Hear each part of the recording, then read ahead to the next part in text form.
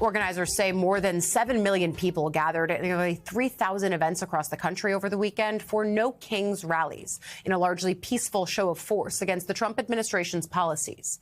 That's 2 million more people than the first No Kings Day back in June.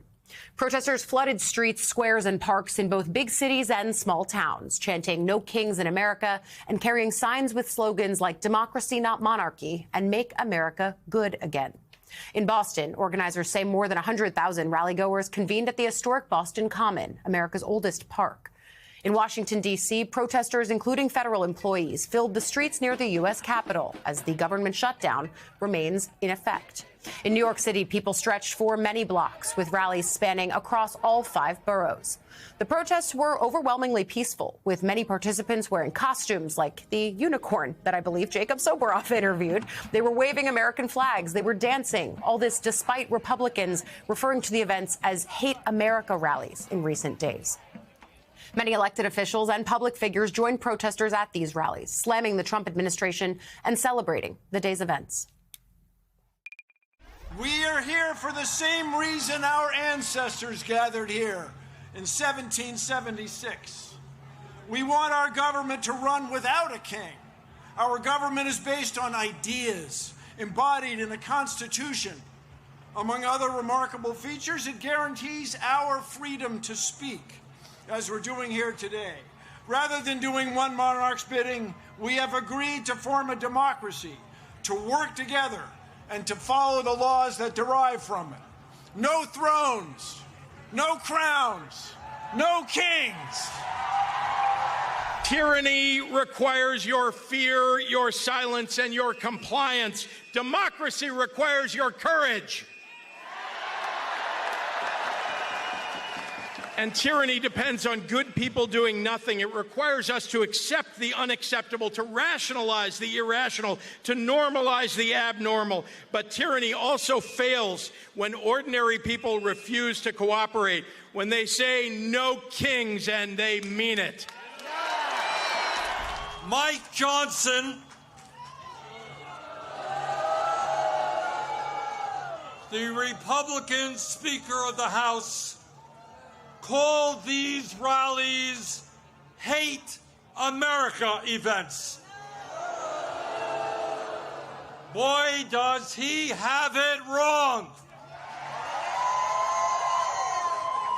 Millions of Americans are coming out today not because they hate America.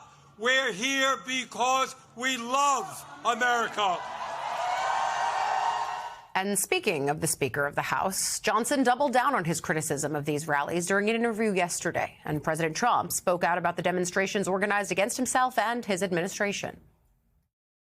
The irony of the message is pretty clear for everyone. If President Trump was a king, the government would be open right now. If President Trump was a king, they would not have been able to engage in that free speech exercise out on the mall. I've never called anybody an enemy, but we call out... Hate America rally or, Antifa pro-Hamas, those are enemies. Well, there were a lot of hateful messages yesterday. I mean, we have video and photos of pretty violent rhetoric, calling out the president, saying fascists must die and all the rest. I mean, I don't think that's loving speech. I don't think that's friendly speech. And I don't think it's pro-American to say those kinds of things.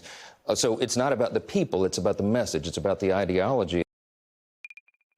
I think it's a joke. I looked at the people. They're not representative of this country. And I looked at all the brand new signs paid for, I guess it was paid for by Soros and other radical left lunatics. It looks like it was. We're checking it out. The demonstrations were very small, very ineffective, and the people were whacked out. When you look at those people, those are not representative of the people of our country. I want to bring in MSNBC White House correspondent Jake Traylor, who was at the No Kings event here in Washington, D.C. To me, kind of hard to say that 7 million people across thousands of rally sites were insignificant, small, or not representative of America. But nevertheless, that is one of the ways that the White House is talking about it. Can you bring us on the ground with you? What did you see? What did you hear over the weekend? Yeah, let me first just make a quick point. Do we remember the Trump campaign just about a year ago, whenever Biden referenced some of the country as, quote, garbage? garbage. Yeah. And then the way the Trump campaign latched onto that, the deplorable comment from Hillary Clinton back 2016, the way the Trump campaign latched onto that comment.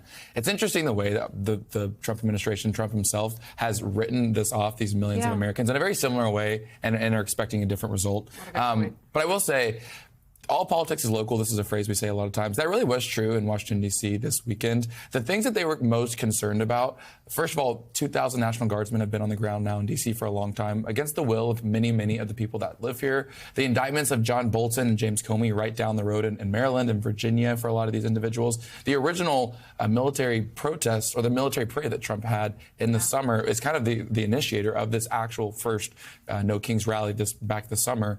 There were so many individuals I spoke with who their overwhelming thing that they said to me was Trump and his administration frequently speak about this overwhelming mandate that they have, essentially the right to go about and execute whatever way they can because they won this election. Whatever they want. The thing that I kept hearing from, literally, I spoke with dozens of people. The mall was packed out. The National Mall, Pennsylvania Avenue, from where we stood by the Capitol all the way to the White House was completely filled out. The thing that I kept hearing from people is Trump does not have an overwhelming mandate. And we're here to say there's a large part of this country that vastly disagrees with what he's doing here. I talked with one individual. Her name was Holly. She said, I'm, not even maybe, quote unquote, your typical Democrat. She said, I come from a different background, from the South. I'm a Christian. I'm a lawyer. I'm a veteran. And I am so upset with what is happening in this country. And this Mike Johnson and Republican kind of conversation about this being an I hate Trump or I hate America rally, an anti-American rally. Her words are really interesting because she honestly sometimes was emotional, saying, I care for this country deeply. I'm here to protest peacefully, but I'm very concerned with what's going on. We have some sound from that I want to quickly listen to. I'm a first-generation American. I am a veteran. I was in the military. I check all the boxes. I'm a mom. I've got 4 kids, but I follow Jesus, but I am a patriot. I am a patriot, and I will not let anyone tell me that I am not here because I love my country. Yeah. And so that is, I think of everything, I am passionate about that because the people that are here today, they are concerned about this country. So again, when you hear then the White House, and I saw the response that they gave to you when you asked for their reaction about this, they literally wrote back to you, who cares? But these are Americans who are voicing their concern with what they're seeing. Maybe they didn't vote for Trump. Maybe they're not even the traditional person who's involved in politics, as that woman was saying, and yet they are out there. I think the larger question is, how the White House is responding, but B, where does this go? Where does this kind of public protest actually get funneled? Is it just the midterms? That's still a year away.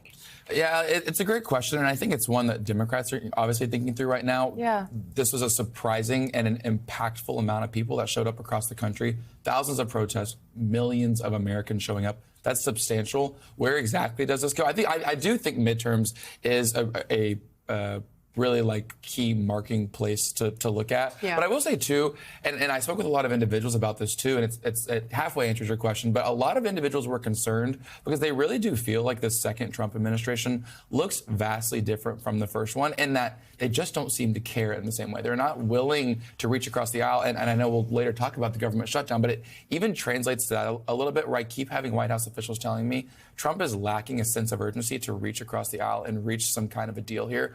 It looks the same here. The White House officials I spoke with yesterday saying, can't you at least say it's notable that millions of Americans are out protesting in this way? Yeah. Their response is truly just, we are here to focus on the people that are happy and pleased with the things that we're doing. We're less concerned with the other side. That's a scary thing in American politics, and we're seeing it increasingly in the second term. Yeah, because presidents are supposed to be the president for all Americans. And you and I both, at earlier points in our careers, were Trump embeds, right? I did the 15-16 campaign. You did the most recent one. But there's always been this idea from Trump that he goes where the support is. He goes where the love is, right? And I think that is something that protesters are picking up on, that this term is really and truly bearing out in a way that I think everyone is aware of now. There's